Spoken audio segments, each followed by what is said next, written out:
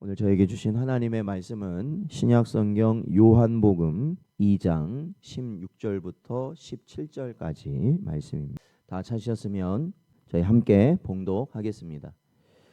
비둘기 파는 사람들에게 이르시되 이것을 여기서 가져가라. 내 아버지의 집으로 장사하는 집을 만들지 말라 하시니 제자들이 성경 말씀에 주의 전을 사모하는 열심히 나를 삼키리라 한 것을 기억하더라. 아멘. 기도하겠습니다. 하나님 아버지, 지난밤도 하나님께서 은혜 가운데 저희를 보살피시고 또한 지난 한 달을 하나님의 은혜로 이 교회와 우리 모든 성도들을 하나님이 붙들어 주심으로 저희들이 살아갈 수 있는 복된 자들 되게 하여 주신 것 감사드립니다. 이제 저희들 7월의 첫날 저희들 함께 모여 월삭 새벽 기도회로 주님 앞에 나아가오니 아버지 하나님, 이 7월 한 달도 오직 주님의 은혜로 살아갈 수 있는 저희 모든 성도들 되게 하여 주옵시며, 아버지 하나님, 오직 이 강단에서 선포되는 모든 말씀이 주 예수 그리스도의 십자가의 복음만이 선포되게 하여 주옵시고, 또한 듣는 우리 모든 성도들도 다른 것을 구할 것이 아니라 오직 그 십자가만을 바라보고 붙들며 살아가는 복된 인생들 되게 하여 주옵소서. 이 시간 오직 주님의 은혜가 함께하여 주시길 간절히 바라오며 이 모든 말씀 예수님의 이름으로 기도하옵나이다. 아멘. 오늘은 하나님보다 더 즐거운 것은 없습니까? 라는 제목으로 하나님 말씀 증거합니다. 저희는 이제 월삭 새벽 기도회마다 참된 예배의 요소가 무엇인가 저희들이 하나하나 살피고 있는데, 저희들이 하나님보다도 우리의 즐거움은 줄 수 있는 것이 있다면 그것은 우리가 어떠한 상황에서라도 하나님 앞에 참된 예배를 드릴 수 없다는 말이 될 것입니다. 오늘 본문 말씀을 보면 예수님께서 예루살렘 성전에 들어가셔서 상을 뒤엎고 장사꾼들을 내쫓으신 사건은 성전의 거룩함을 회복하는 그러한 사건을 보여줍니다. 이것은 예수님께서 성전의 거룩함을 회복하시려는 주님의 열심을 드러내시는 모습입니다. 그래서 오늘 본문 말씀에 보면 내 아버지의 집은 하나님과의 만남과 교제, 곧 예배의 장소이며 그 중심은 하나님의 임재에 있다는 것을 보여주십니다. 그런데 사람들이 이러한 하나님의 임재, 하나님의 거룩이 임하는 이 예배의 장소를 어떻게 바꾸어 버렸냐면 바로 개인의 유익을 위한 장소로 바꾸어 버렸다는 것입니다. 이게 사람들이 특징이 그거거든요. 어떠한 장소이든지 결국엔 사람들이 모이면 그곳을 자신들의 유익에 맞게 바꿔버린다는 거예요. 장소라는 거예요. 어떠한 장소를 가든 마찬가지입니다. 그래서 우리가 뭐 말하면은 우리가 자연에 가서 캠핑, 요즘 캠핑 많이 하잖아요. 캠핑 가면 뭐 합니까? 우선 내가 있을 곳을 막 정리를 합니다. 그래서 나에게 맞게 바꿔버리죠. 그게 사람이거든요. 그래야 편리하다라는 거고, 그래야 쓸모가 있다. 즉 나의 유익이 된다라는 것입니다. 그런데 바로 그러한 것을 어디서 시도하는 게 사람이냐? 예배의 자리까지도 그렇게 만들어 버린다라는 거죠. 우리에게 맞게, 우리에게 편리하게, 또 나에게 만족되게 만들어 버리는 본능이 우리 인생들에게는 있다라는 겁니다. 그래서 이와 같은 이 오늘 본문 말씀의 이러한 혼란스러움은 안식일의 본래 정신을 잃어버렸기 때문에 그렇습니다. 창조의 일곱째 날 하나님은 안식하셨고 출애굽 후 이스라엘 백성은 안식일을 거룩하게 지키라는 하나님의 명령을 받았다는 것을 우리는 잘 알고 있습니다. 신명기에서는 이를 너희를 종되었던 땅에서 인도하여 내신 하나님을 기억하라는 구원의 날로 또한 우리에게 설명하고 있습니다. 저희들이 이제 몇 번에 걸쳐서 이거에 대해서 말씀드렸죠. 안식일의 의미, 그리고 우리가 주일을 지키는 의미, 그렇죠? 하나님의 창조와 구원을 우리가 기억하는 것이다. 주 예수 그리스도께서 이루신 새 창조와 또한 온전한 구원을 우리가 기억하는 것이다. 그게 흐트러져 버리면, 그걸 기억하지 못하면 그 모든 예배가 헛된 것이 되고 만다는 겁니다. 초대교회는 부활하신 주님을 기념하며 주의 날에 모여 예배 드리기 시작했습니다. 그것이 이제 오늘날 우리의 그리스도인의 안식일인 주일로 정착되게 된 것이죠. 그래서 주일은 단순히 쉬는 날이 아니라 창조와 구원의 완성, 그리고 장차 이 땅에 오실 예수 그리스도를 기다리는 그 모든 것의 예표적인 날이다라고 우리가 이해해야 된다라는 것입니다. 그러니까 주일을 지킨다라는 것이 굉장히 깊은 의미를 갖고 있다는 것이죠. 주일을 지킨다는 것은 예수께서 이루신 새 창조를 우리가 믿는다는 것이고, 그리고 예수께서 이루신 온전한 구원이 이루어졌다는 것을 내가 믿는다는 것이며, 내가 이 주일을 모든 걸 내려놓고 지킬 수 있다는 것은 다시 오실 주님을 나는 기다리고 있습니다라는 신앙의 고백까지도 다 포함하고 있다라는 거예요. 그래서 주일은 말 그대로 주일이잖아요. 우리의 날이 아니라 누구의 날입니까? 주님의 날이라는 것을 여러분 기억하셔야 된다. 오늘날 많은 사람들은 이 주일 성수를 의무로 여기는 것, 그거 굉장히 부담스러워합니다. 의무적으로 뭔가 해야 된다라는 그러한 마음이 있기 때문에 굉장히 부담스러워해요. 그러면서 하는 말이 항상 뭡니까? 하나님은 외모를 보지 않으시고 어디를 보신다? 그러니까 꼭 굳이 안 지켜도 된다는 거예요. 내 중심은 항상 하나님께 있으니까 굳이 뭐 예배 꼭 그거 가야 되냐, 지금 급한 일 생겼는데. 어떻게 들으면 그 말도 맞게 들리죠. 그렇지만 하나님을 사랑하는 자는 이 주일 예배를 부담이 아니라, 사실 무엇으로 나오는 것이냐, 사실 예배는 그렇거든요. 예배는 설교자나 듣는 자나 모두가 부담으로 드리는 게 예배가 아니라 사실은 뭐예요? 기쁨과 감사함으로 나가는 게 예배라는 거예요. 그러니까 한 성도분하고 얘기하면서도 그런 얘기 나왔어요. 교회에 성도들이 나오게 하려면 교회에 뭔가 맡은 것을 뭔가를 맡겨야 나온다라는 거예요. 뭔가 책임이 있지 않고서는 예배에 나오지 않는다라는 거예요. 그게 얼마나 안타까운 현실입니까? 내가 그 예배의 기도자이고, 아니면 그 예배에서 특송을 하고, 아니면 뭔가를 해야만 그 자리에 나올 수 있다는 것 자체가 비참한 겁니다. 왜요? 우리에게 있어서 그 예배 자체가 무엇이기 때문에? 기쁨과 감사이기 때문에 그렇죠. 시편 기자는 이렇게 고백합니다.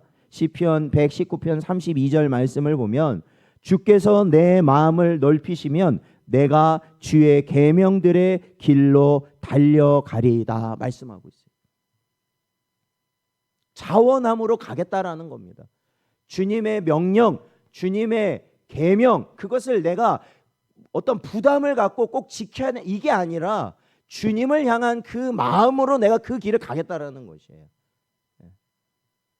사랑하는 성도 여러분, 우리 개혁주의 장로교 신앙은 율법주의가 아닙니다. 절대로 율법주의가 아닙니다. 뭐 지켜야만 한다 이런 건 아닙니다. 그러나 그렇다고 해서 무율법주의도 아닙니다. 아무것도 하지 말아라 이거 아닙니다. 그렇다면 우리에게는 뭔가 복음 안에서 순종하라는 것입니다.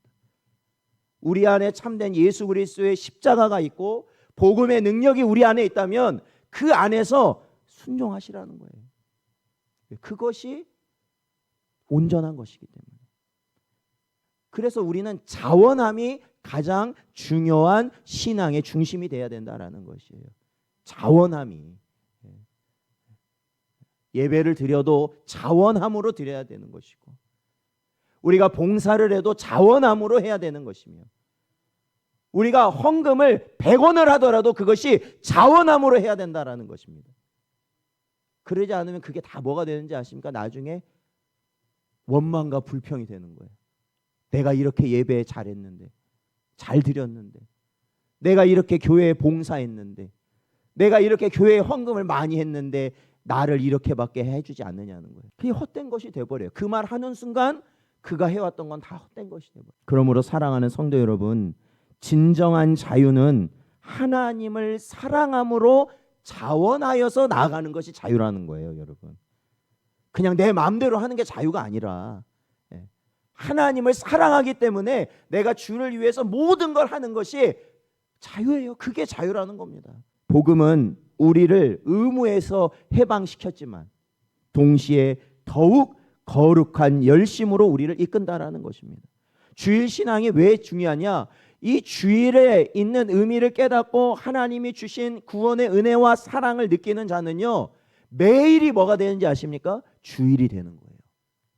매일이, 그때 가서야 매일이 주일이 된다라는 거예요. 이거를 거꾸로 이해해가지고 이제는 뭐 은혜의 시대니까 꼭 주일날만 주일이냐, 매일이 주일 아니냐, 그러니까 매일 내가 원하는 날 예배 드리면 돼, 이렇게 이해하면 그거는 반대고, 그건 잘못된 이해고, 내가 이 주일을 온전히 이해하고 깨닫고 하나님의 감사함이 나타났을 때 어떻게 되는 거예요?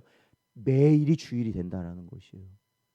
바로 그러한 복음의 능력이 우리를 어떻게 해요? 주를 향한 열심으로 나오게 한다라는 것이죠. 그리스도께서 나를 위해 피 흘리셨다면, 그렇잖아요. 그리스도께서 나를 위해 피를 흘리셨습니다. 생명을 내어놓으셨다면, 참으로 그 은혜 가운데 우리가 그것을 참으로 깨닫고 살아간다면 보잘것없는 것이지만 우리의 생명을 드리는 것이 합당하다라는 것이에요. 그게 합당하죠. 부모가 나를 위하여 생명을 내거는 그러한 존재라면, 그럼 자식은요? 자식은 부모를 위해 생명을 내걸 그러한 존재는 아니냐는 거예요. 하나님으로부터 우리가 영원한 생명을 받았다면 우리는 주님 앞에 드릴 최선의 것을 드려도 우리는 아깝지 않은 거예요. 그 사랑을 받았다면 그렇다는 겁니다. 그래서 우리는 주일을 기쁨으로 지킬 수 있어요. 또한 이 모든 예배를 감사함으로 나아갈 수 있는 것이에요. 예수께서 성전을 책망하신 이유는 단순히 그들이 거기서 돈 거래를 하고 있기 때문에 그런 게 아니에요. 그냥 돈이 왔다 갔다 한다, 이 의미에서 예수님이 책망하신 게 아니에요. 중요한 건 뭐예요?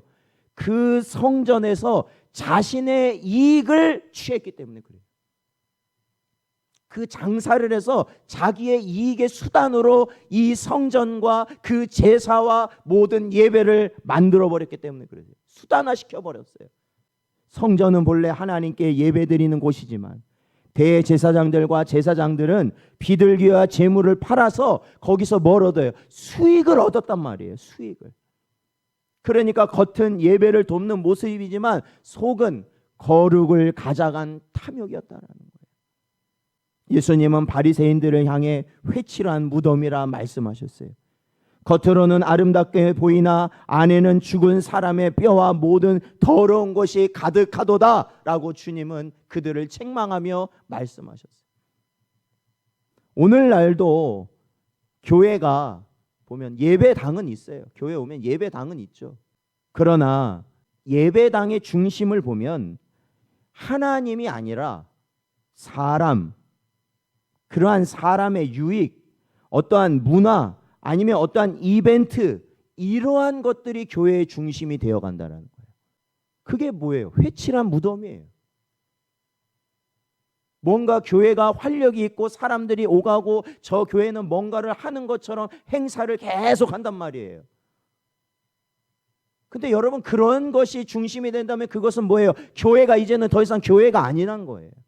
겉은 교회지만 그 속에 뭐가 있어요? 세상이 들어가 있는 거잖아요. 그러기에 마치 목회자가 무대 위에 배우가 되는 것이고 성도는 공연을 보는 관객과 같이 되어버리는 것, 그것이 오늘날 교회들의 현신이라는 거예요. 그래서 이 강단에서 더 이상 예수 그리스도의 십자가를 듣고자 하지 않는다라는 거예요. 그러면 여기서 뭘 보고자 하느냐? 공연을 보거나 세상적으로 유익한 강의를 듣기 원한다라는 거예요. 너무 예배가 많다는 거예요. 너무 예배. 어떤 한 전도사가 그런 말 하더라고요. 청년들이 교회를 떠나는 이유, 그게 뭔지 아세요? 주일날 청년들이 안 나오는 이유가 뭔지 아세요? 오전에 예배 드렸는데 왜 오후에 또 예배 드리냐는 거예요. 뭔가 좀 다른 걸 하지. 다른 걸 하면은 청년들이 있을 텐데 왜 자꾸 똑같은 예배를 오전에도 드리고 오후에도 드리냐는 거예요. 그러니까 안 나온다는 거예요. 그러니까 그거에 따라서 청년들이 모여야 되는 교회는 뭐 합니까? 다른 거 해요. 예배 안 드리고 다른 거 한다고요. 청년들에게 맞는 뭐 다른 걸 한다고요. 그래서 그러한 청년들이 많이 모이면 거기는 좋은 교회라고 그렇게 말을 해요. 근데 그거 보면 언제나 정말 제가 이렇게 말씀드리면 그렇지만 교회는 목회자들이 망친다라는 생각을 저는 버릴 수가 없어요. 성도들은 따라가거든요. 목회자들이 망치고 있어요. 예배를 패하는 사람들은 성도가 패하지 않아요. 목회자들이 그만 나오라고 하니까 패하는 거지. 지금은 너무나도 쉽게 바로 이 교회 그리고 이 거룩한 강단이 무너지고 있는 현실 가운데 우리는 살아가고 있습니다. 하나님은 하루 전체를 나를 위하여 거룩히 지키라 이렇게 출애굽기에서 말씀하고 있습니다. 이는 단지 예배 1시간을 지키라는 것이 아닙니다. 주일 하루는 우리의 시간과 행위, 생각 모두를 주님께 맞추라는 거예요. 우리가 세상 속에서 아무리 바쁘게 살고 이것저것에 분주하고 내가 솔직히 주님 생각 안 하며 살잖아요. 그래도 주일만큼은 맞추라는 거예요. 그래야 다시 월요일부터 우리가 살아갈 때 주님을 향한 그 초점에서 그래도 우리가 살 수 있잖아요. 주일 하루는 우리의 시간과 모든 것을 하나님께 드린다라는 것을 여러분이 결단하셔야 된다라는 거예요. 그래야 다른 날도 주를 위해서 바로 살 수가 있어요, 여러분. 1950년 6월 25일 전쟁이 발발한 날에도 김병구 목사는 주일을 지키기 위해 교회를 향했습니다. 피난을 가지 않으면 죽는다는 말을 분명히 들었습니다. 모두가 피난 갑니다. 그런데 그는 먼 발치라도 교회를 보고 와야 한다라고 말하며 예배당을 찾았습니다. 그리고 거기서 순교했습니다. 그것은 단지 죽음에 대한 두려움을 이긴 게 아닙니다. 이거 죽을 수 있는데 그게 아니라 그보다 더 중요한 마음이 있었던 거죠. 주를 향한 사랑이 그 두려움을 덮어버렸던 것이죠. 그러니까 그 자리에 간 거예요. 사도 요한의 제자였던 초대교회 순교자 이그나티우스는 로마로 잡혀서 압송되어 가는 중에도 남은 성도들에게 다음과 같이 부탁했습니다. 자신이 사자의 먹이가 되어 하나님께 갈 수 있게 되기를 원하며 그것이 그리스도께 드려지는 희생이자 참된 제자가 되는 길이라 고백했습니다. 그는 사자들이 자신의 몸을 완전히 삼켜 세상의 흔적조차 남기지 않기를 바라며 그렇게 될 때 자신이 진정한 그리스도의 제자가 될 것이다 라고 말하였습니다. 이는 주님이 말씀하신 것처럼 오늘 본문에 보면 나오는 것처럼 주의 전을 사모하는 열심이 바로 이 순교자들의 마음을 삼킨 것입니다. 그 열심 앞뒤 가리지 않아요. 하나님을 위해서라면 내가 모든 것 내려놓습니다. 그리고 내 생명까지도 바치겠습니다. 우리의 주일은 어떻습니까? 우리가 드리는 예배는 어떠냐는 겁니다. 방송이나 골프나 카페나 쇼핑이나 뭐 이렇게 유튜브 보는 거나 그런 거에는 엄청난 시간을 쓰지만 정작 예배는 1시간 드리는 것도 힘들어서 설교 짧게 해달라는 게 우리의 모습 아니에요? 예배 빨리 끝내달라는 게 우리의 모습 아니냐고요. 어떻게 그렇게 부끄러운 말을 할 수가 있겠어요? 우리가 하나님 앞에서.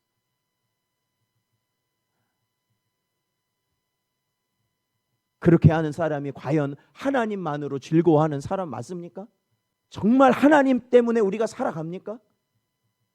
하박국 선지자의 고백처럼 비록 무화과 나무가 무성치 못하며 포도나무에 열매가 없어도 나는 여호와로 말미암아 즐거워하며 나의 구원의 하나님으로 말미암아 기뻐하리로다. 이 고백이 여러분의 고백이 되기를 축원드립니다. 아무것도 없어도 오직 하나님만으로 기뻐할 수 있는 자가 하나님께 예배할 수 있습니다. 오늘 본문 17절에서 제자들은 시편 69편 9절을 기억하였습니다. 주의 집을 위하는 열성이 나를 삼켰다. 이 구절은 단지 성전 청결 사건에 대한 설명이 아니라 예수 그리스도의 전생애를 꿰뚫는 말씀이라고 할 수 있습니다. 왜냐? 예수님께서는 교회를 위하여, 예배를 위하여, 우리를 위하여 열심을 다하시다가 십자가에 달리셨기 때문에 그렇습니다. 그러니까 예수님은 누구십니까? 하나님이시고 성부의 아들이시냐 아닙니까? 아들. 근데 그 예수님까지도 어떠한 삶을 사셨어요? 최선을 다하는 삶을 사셨다니까요, 여러분. 우리를 위해서, 교회를 위해서, 예배를 위해서 최선을 다해 사셨다라는 겁니다.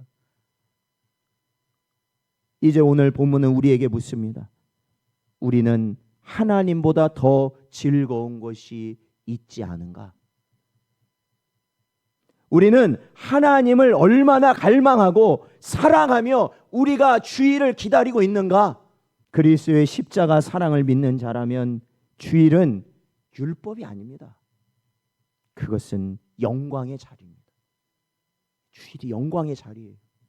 기쁨의 자리예요. 감사의 자리예요. 다시 오실 주님을 바라보는 그 날이라는 겁니다. 말씀을 사랑하고 예배를 사모하며 주님의 날을 거룩하게 지키는 삶, 그것이 복 있는 성도의 삶입니다. 사랑하는 성도 여러분, 오늘도 우리에게 주신 이 말씀을 마음에 잘 새기십시오. 그리고 하나님이 원하시는 참된 기쁨과 감사 가운데 언제나 하나님께 예배자로 온전히 세워지는 복된 여러분 되시기를 주의 이름으로 축원드립니다.